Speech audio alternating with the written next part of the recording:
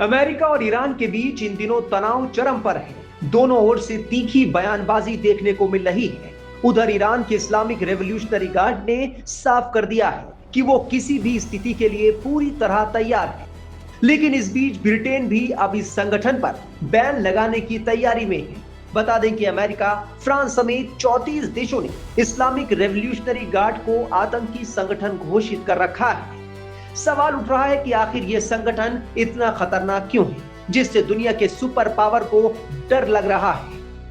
यूरोपीय यूनियन के बाद अब ब्रिटेन ने ईरान के इस्लामिक रेवोल्यूशनरी गार्ड पर प्रतिबंध लगाने का फैसला किया है। इस फैसले का मतलब है ब्रिटेन भी आईआरजीसी को एक आतंकी संगठन मानेगा।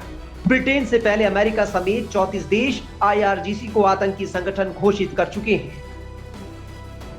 1979 में ईरान में इस्लामिक रेवोल्यूशनरी गार्ड की स्थापना हुई थी। आईआरजीसी सेना से अलग हटकर काम करती है। इसका मुख्य मकसद ईरान में इस्लामिक सत्ता को बनाए रखना है। आईआरजीसी को हर युद्ध को लड़ने में माहिर माना जाता है।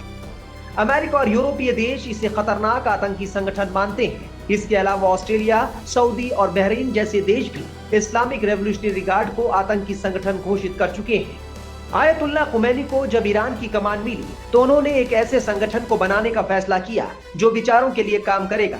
इसी के मद्देनजर आईआरजीसी की स्थापना की गई। खुमैनी का कहना था कि आईआरजीसी का काम युवा लोगों को विचारों से जोड़ना होगा।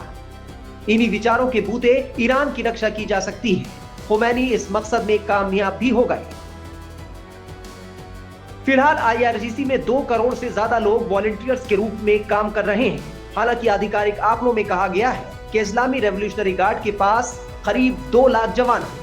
ब्रिटिश संसद की एक रिपोर्ट के मुताबिक इस्लामिक रेवोल्यूशनरी गार्ड का मुख्य काम पूरी दुनिया में इस्लामिक विचारधाराओं को लेकर आम लोगों को कट्टर बनाने का है। आईआरजीसी इसके लिए नए लोगों को ट्रेन करता है। ये यूरोप और अमेरिका के लिए खतरा है। 1990 में शीत युद्ध के वक्त ईरान ने मिडिल ईस्ट से अमेरिका और यूरोप के वर्चस्व को खत्म करने का ऐलान किया। इसके लिए मिडिल ईस्ट में आईआरजीसी ने हूती, हिजबुल्लाह और हमास जैसे प्रॉक्सी संगठन बनाए। इन संगठनों की वजह से अमेरिका और यूरोप समर्थित देशों का काफी नुकसान हुआ। इस्लामिक रेवोल्यूशनरी गार्ड के एजेंट अमेरिका में भी एक्टिव है। 2024 में चुनाव प्रचार के दौरान ट्रंप पर अटैक हुआ था। इस अटैक के लिए अमेरिकी खुफिया एजेंसी ने ईरान को जिम्मेदार ठहराया था। बता दें कि आईआरजीसी के पास हजारों मिसाइलें हैं। 2025 की जंग में 300 से ज्यादा मिसाइलें दागी गई थी, लेकिन कई रोक ली गई थी। अब स्टॉक फिर से बनाया जा रहा है।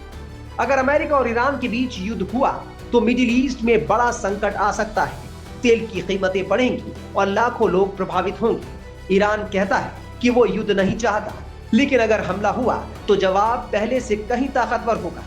दुनिया की नजरें अब ट्रंप के फैसले पर टिकी हैं। जीरो हमने इन्वेंट किया, हमने बताया दुनिया को जहां योग है वहां रोग नहीं। सबसे पुरानी सभ्यता है हमारी। गुलामी से तो और देश भी लड़े भाई, पर आजादी के लिए अहिंसा का रास्ता बस हमारा था। अपने पसीने से जमीन सींचता किसान और घर में घुसकर मारने वाले जवान, बस इसी मिट्टी ने जने। इसके हाथ ने जब थामा जज्बा तो इतिहास रचे।